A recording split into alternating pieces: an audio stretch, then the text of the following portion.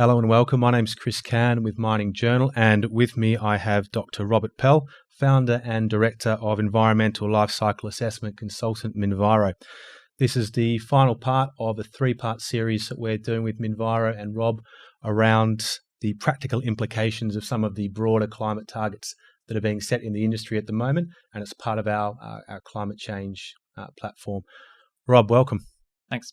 Rob, the predictions that are being made around the likely impacts of climate change in general seem to change either a little bit or a lot with every report that comes out. How is technology shaping how we measure, predict, and mitigate some of the impacts of climate change, and specifically to mining?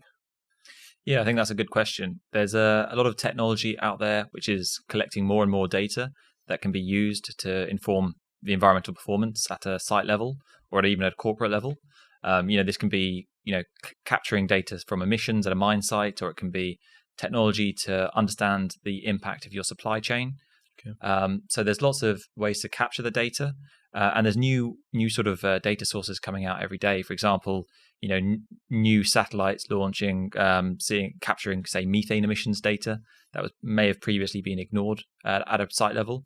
I think all of this can feed into, the greater quality models that can more accurately predict what the true impact of mining and processing is. Okay, and when you're talking about modelling, are you talking about local level, site level modelling where a lot of your work is focused, or is this value chain modelling, or is this just broader climate modelling to inform the overall conversation?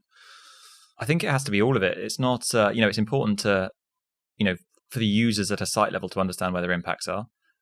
So they can minimize that. But also we need to know what the true impact of extracting the materials for the low carbon transition are.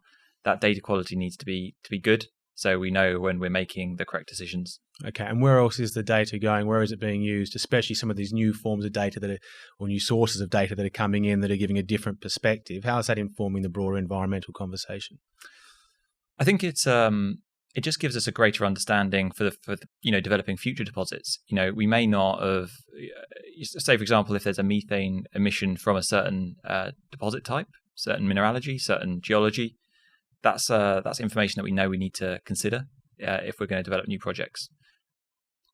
A lot of your work would be with groups that are currently operating. What about groups that are looking to develop their deposits?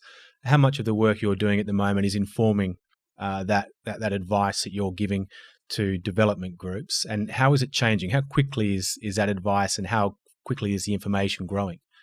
It's growing rapidly, and I think the advice from us can be really beneficial to prevent unnecessary expenditure and resources going down dead ends. From our experience, we know that there's certain mitigation opportunities or impact reduction opportunities in the planning stage.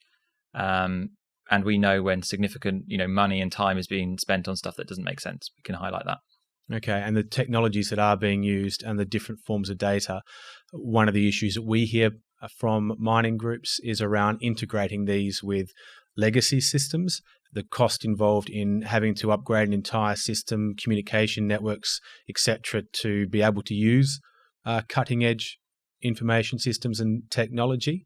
How easy or how difficult, or how do you overcome that challenge? And then I think people talking about collaboration up and down the value chain, that's where the real gains are to be made. How readily, how easy is it to integrate, or how difficult is it to integrate these things up and down the value chain to encourage that collaboration?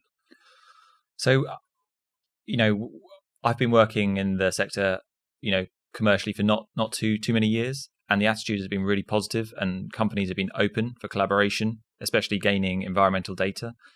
I think that's a trend that we're seeing. So, operators, software companies, all sorts of providers in the mining sector are willing to collaborate with environmental performance metrics companies, because they want to get those insights, because it makes sense for them as a business model as well. So when they're developing technology, they're actually looking to collaborate? Yeah, absolutely.